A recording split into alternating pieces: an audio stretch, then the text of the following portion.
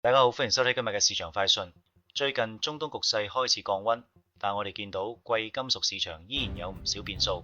今日我哋會分析下金銀價嘅最新走勢。雖然上個週末美國同伊朗嘅談判嘅進展，但市場出現短暫跌幅之後，好快重拾升勢。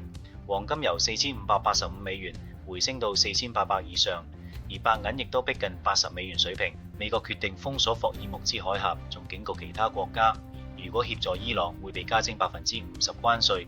呢啲消息令到避險情緒雖然降溫，但市場依然保持警覺。另一方面，美匯指數已經跌到重要嘅98水平，呢個係由今年低位回吐約50%嘅關鍵位，亦係2月份嘅重要阻力區。技術上有見底喘定嘅條件，加上美股再度逼近歷史高位，美伊局勢短時間內又好難解決，機構投資者獲利平倉嘅機會非常高。喺呢個情況下，資產市場可能會出現調整，到時金價同銀價亦都會受到波及，投資者要特別留意。技術走勢上，黃金自3月中築底以嚟，走勢開始平穩發展，短期內有望挑戰美伊開戰之後嘅跌浪反彈水平。目前金價有望觸及$4920水平，對於短線操作，可以考慮喺$4820附近買入，記住要設好止蝕位嘅$4760。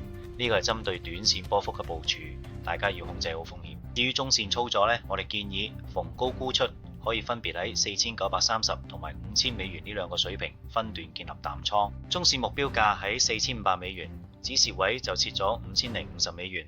分段建倉可以有效降低入場成本。白銀方面，雖然跟隨金價回升，但由於工業需求同投資情緒嘅波動，波幅往往比黃金更大。目前白銀喺$80附近遇到阻力，如果美匯反彈，銀價回落嘅幅度可能會更加明顯。總括嚟講，雖然短期有反彈空間，但中長線依然面臨美匯走強同獲利回吐嘅壓力，建議大家審慎部署。